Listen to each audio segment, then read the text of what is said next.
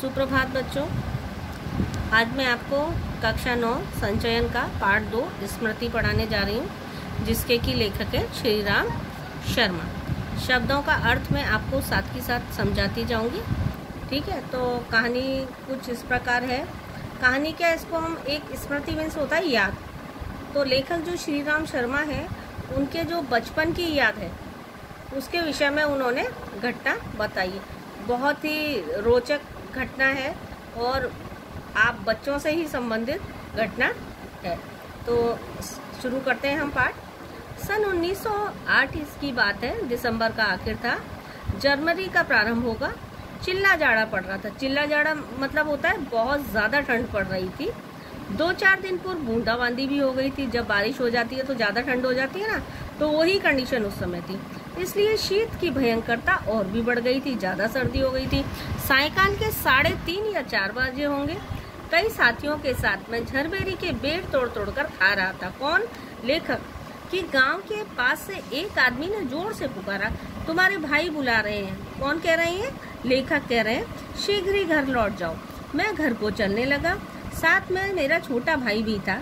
मैं और मेरा छोटा भाई, लेखक कह रहे हैं, लेखक और उनके भाई दोनों, बच्चों को तो शौक होता है इधर उधर घूमने फिरने का, तो लौटते हुए बेर खाने लगे थे। भाई साहब की मार का डर था। उन्हें डर लगा कि जरूर भाई साहब डांटेंगे कि हम, एक तो सर्दी इतनी पड़ रही है और अंधेरा जल्दी हो जाता है सर्दी में, और मार खाने का उन्हें डर लगने लगा। इसलिए सहमा हुआ चला जाता था। समझ में नहीं आता था कि कौन सा कसूर बन पड़ा। उन्हें टेंशन होने लगी, लेखक को और उनके भाई को दोनों को, कि अब तो जरूर मार पड़ेगी। आपको भी कभी कभी लेट हो जाता है स्कूल से या कहीं से, तो आपको टेंशन हो जाती है ना, तो ऐसा ही हो। डरते डरते घर में घुसा। आशंका थी बेर खाने के अपराध में ही पेशी न हो। पर आंगन में भाई साहब को पत्र लिखते पाया। जब भाई साहब को लेटर लिखते हुए पाया, पत्र लिखते, तो हम दोनों भाइयों को थोड़ी तसल्ली हुई कि अब तो डांट नहीं पड़ेगी। अब पिटने का भय दूर हुआ। हमें देखकर भाई साहब ने कहा, इन पत्रों को ले जाकर मक्खनपुर डाक खाने में डालाओ। तेजी से जाना, जिससे शाम की डाक में चिट्ठियां निकल जाएं। ये बहुत ज़रूरी चिट्ठियां हैं। भाई साहब ने क्या कहा कि ये बहुत ही ज़रूरी चिट्ठियां हैं, तो इन्हें आपको डालना ही है और जल्दी आ जाना है घर पे, ठीक है। मम्मी पापा हमें किसी काम के लिए भेजते हैं तो हमें इंस्ट्रक्शंस दे के भेजते हैं ना, तो ऐसा ही उनके बड़े भाई साहब ने कहा। जाड़े के दिन थे कि तिस पर हवा के प्रकोप से कपकपी लग रही थी। बहुत तेज सर्दी पड़ रही थी। हवा मज्जा पर ठिठुरा रही थी। मज्जा हमारे शरीर का भाग, हड्डी के भीतर जो एक भरा मुलायम पदार्थ होता है, उसको मज्जा कहा गया है। इसलिए हमने अपने कानों को धोती से बांधा और माँ के बुझाने के लिए थोड़े चने एक धोती में बांध दिए थे। जब हम जा रहे थे पत्र डालने, तो हमारी माँ ने क्या किया कि हमें थोड़े भुने हुए चने दे दिए और हमने वो धोती में बांध लिए। हम दोनों भाई अपना अपना डंडा लेकर घर से निकल गए। दोनों भाई डंडा, एक हाथ में डंडा था मेरे और मेरे भाई दोनों के हाथ में। उस समय उस बबूल के डंडे से जितना मोह था, उतना इस उम्र में राइफल से भी नहीं है।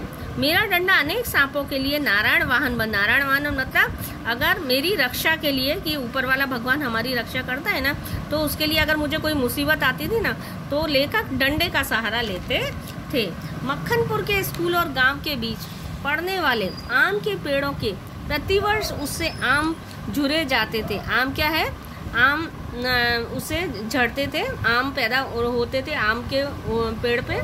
इस कारण वह मूक डंडा, मूक मीन्स क्या होता है? गूंगा, जो कि बोलता ना हो, सजीव सा प्रतीत हो रहा था। किस लिए सजीव प्रतीत हो रहा था? कि डंडा किस काम आता था? आम तोड़ने के। प्रसन्न वदन, खुशी खुश, प्रसन्न वदन में होता है खुशी खुशी। हम दोनों मक्खनपुर की ओर तेजी से बढ़ने लगे। चिट्ठियों को मैंने टोपी में रख लिया और कुर्ते में जेबें न थी। चिट्ठियों को टोपी में क्यों रखा था लेखक ने? क्योंकि उनके कुर्ते में जेबें नहीं थी, मीन्स पॉकेट नहीं थी, तो उन्होंने उसको चिट्ठियों का कहाँ रखा था? टोपी के अंदर। हम दोनों उछलते कूदते एक ही सांस में गांव से 4 फरलांग दूर उस कुएं के पास आ गए, जिसमें एक अति भयंकर काला सांप पड़ा हुआ था। अब स्टोरी में आपको थोड़ा इंटरेस्ट आने लगेगा कि जब जा रहे थे लेखक और उसके भाई, तो क्या हुआ कि एक कुआं था, उसमें कि एक भयंकर काला सांप रहता था। कुआं कच्चा था और 24 हाथ गहरा था। उसकी जो गहराई थी नीचे, वो 24 हाथ थी। उसमें पानी न था, उसमें न सांप कैसे गिर गया था, कारण कुछ भी हो, हमारा उसके कुएं में होने का ज्ञान केवल 2 महीने का था। बच्चे नटखट होते हैं। मक्खनपुर पढ़ने जाने वाली हमारी टोली पूरी वानर टोली थी। क्या हुआ कि लेखक को भी बड़ा शौक था कि कुएं में से, सब लोग कहते थे कुएं में सांप गिर गया है, तो बच्चों का तो शौक होता है ना, कोई भी बात होती है उसको देखने के लिए, तो इन्हें कि एक जिज्ञासा होती है हर बच्चे के मन में, तो ऐसी ही जिज्ञासा थी हम दोनों भाइयों के मन में। और हमारी पूरी वानर सेना, मतलब हमारे मित्र होते हैं बहुत सारे, हमारा ग्रुप होता है, ऐसे ही उनकी वानर मीन्स होता है बंदर। एक दिन हम लोग स्कूल से लौट रहे थे कि उसको कुएं से उजकने की सूझी, और सबने पहले उजकने वाला मैं ही था, मतलब लेखक ही थे, सबसे ज़्यादा उन्हें जिज्ञासा थी कि कुएं में सांप कैसा है, क्या कर रहा है। कुएं में झांककर एक ढेला फेंका कि उसकी आवाज़ कैसी होती है।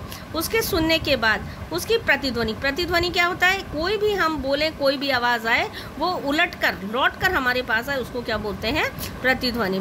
पर कुएं में जो ही ढेला गिरा, त्यों ही एक फुफकार सुनाई पड़ी। कुएं के किनारे खड़े हुए हम सब बालक पहले तो फुफकार से ऐसे चकित हो गए जैसे किलोले करता हुआ मृग समूह, किलोले मीन्स मतलब उछल कूद करना, मृग समूह मीन्स हिरणों का ग्रुप जो होता है, हिरणों का समूह जो होता है, ऐसा लग रहा था कि हिरणों का समूह हमारे पास आ गया। समीप के कुत्ते की भौंक से चकित हो जाता है। उसके उपरांत सभी ने उछल कर एक एक ढेला फेंका और कुएं से आने वाली क्रोधपूर्ण फुसकार पर कह लगाए। मतलब हम बच्चे बड़े खुश हो रहे थे, उधर हम ढेला फेंकते और इधर नीचे जो कुएं में सांप था ना, वो फुफकार मारता, तो बच्चों को बड़ी खुशी होती, उसको देख के मजे आते थे। तो वो बार मैं और मेरे मित्र जो थे वो सब ढेला फेंक रहे थे। कह लगाना में हंसना और खुश होना। गांव से मक्खनपुर जाते और मक्खनपुर से लौटते समय प्राय प्रतिदिन ही कुएं में ढेले जाने जाते थे। मैं तो आगे भागकर आ जाता था और टोपी को एक हाथ से पकड़कर दूसरे हाथ से ढेला फेंकता था। ये रोज का रूटीन बन गया था उनका, किसका, लेखक और उनके मित्रों का। यह रोजाना किसी आदत हो गई थी। सांप से फुफकार करवा लेना और उस समय काम समझता था, इसलिए जैसे ही हम दोनों उस कुएं की ओर से निकले, कुएं में ढेला फेंककर फुफकार सुनने की प्रवृत्ति जागृत हो गई। मतलब उनकी एक रोज का रूटीन बन गया था और उनके मन में जब तक उसकी सांप की फुफकार नहीं सुन लेते थे, तब तक हमें दोस्तों को और हमें शांति नहीं मिलती थी। मैं कुएं की ओर बढ़ा, लेखक कुएं की तरफ बढ़े और छोटा भाई मेरे पीछे ऐसे हो लिया जैसे कि मृग शावक के पीछे मृग शावक हो लेता है। मृग शावक मीन्स हिरण का छोटा बच्चा होता है। कुएं के किनारे से एक ढेला उठाया और उछलकर एक हाथ से टोपी उतारते हुए सांप पर ढेला गिरा दिया, पर मुझ पर तो जैसे बिजली ही गिर पड़ी।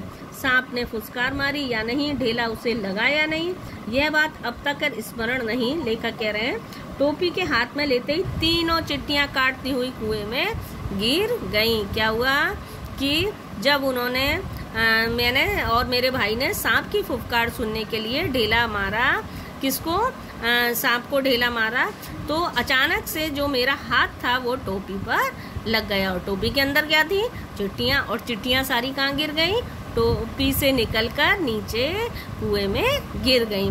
अकस्मात जैसे कि घास चरते हुए हिरन की आत्मा गोली से हत होकर निकल जाती है, वह तड़पता रह जाता है, उसी भाते हुए चिट्टियां क्या टोपी से निकल गई। मेरी जो अब ऐसी कंडीशन आप लोगों के साथ हो या किसी बच्चे के साथ, तो जान निकल जाती है ना, चिंता लग जाती है, टेंशन हो जाती है कि अब क्या होगा, अब तो भाई ज़रूर घर पे पिटाई लगेगी और भाई ज़रूर मार लगाएंगे।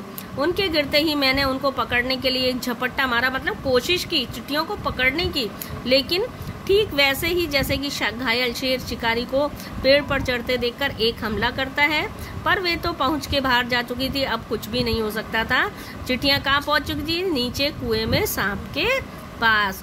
उनको पकड़ने की घबराहट में मैं स्वयं झटके के कारण कुएं में गिर गया होता, वो तो मैं कुएं में, लेखक कुएं में गिरने से बाल बच गए।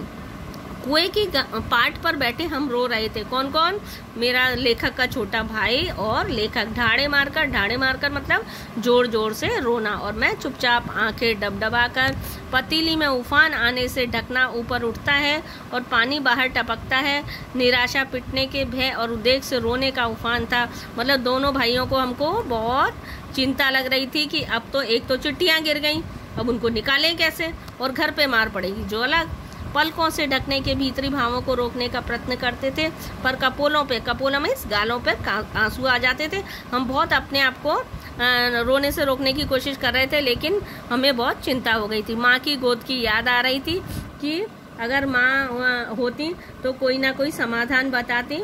जी चाहता था कि माँ आकर छाती से लगा ले। उस समय हमें अपने बच्चे को जब सबसे पहले दिक्कत आती है, कोई भी प्रॉब्लम आती है, तो सबसे पहले किसको याद करते हैं? माँ को। आप भी ऐसा ही करते होंगे ना। और लाड़ प्यार करके कहते कोई बात नहीं, चिट्ठियाँ तो फिर भी लिख ली जाएंगी। तबीयत कहती थी कि कुएं में बहुत सी मिट्टी डाल दी जाए। मतलब अलग अलग हमारे दिमाग में चल रहा था कि कुछ ना कुछ समाधान निकल जाए। घर जाकर कह दिया जाए कि चिट्ठी डाल आए। पर उस समय मैं झूठ बोलना जानता ही नहीं था। बच्चे उस समय जो थे, सब बच्चे सच ही बोलते थे। लेखक जिस समय छोटे थे ना, उस समय जमाना सच का ही था। आज तो हम आजकल तो कभी कभी बच्चे झूठ भी बहुत बोल देते हैं। घर लौटकर सच बोलने पर रुई की तरह धुनाई होती। मार के ख्याल से शरीर भी ही नहीं, मन भी कांप जाता था। सच बोलकर पिटने के भावी भय से झूठ बोलकर चिट्ठियों के न पहुंचने की जिम्मेदारी की बोझ से दबा मैं बैठा सिसक रहा था। कौन रो रहा था? लेखक रो रहे हैं। इसी सोच विचार में 15 मिनट होने को आए। देर हो रही थी। उधर दिन का बुढ़ापा मतलब रात गहराती जा रही थी। एक तो बारिश हो रही थी, ऊपर से चिल्ला जाड़ा पड़ रहा था। सर्दियों में तो आपको पता है दिन जल्दी से अंधेरा हो जाता है। तो ये चिंता और लग रही थी लेखक को और उसके भाई को। कहीं भाग जाने की तबीयत करती थी। ऐसा लग रहा था जवां में कुछ कि कहीं हम यहाँ से चले जाएं। पर पिटने का भय और जिम्मेदारी की दुधारी तलवार कलेजे पर फिर रही थी। लेखक को बहुत चिंता लग रही थी और वो किसी तरीके से इस समस्या से निकलना चाहते थे। आज मैं बच्चों आपको इतना ही पढ़ा रही हूँ। अगले वीडियो में मैं आगे का पार्ट अपना भाग 2 पढ़ाऊंगी। धन्यवाद।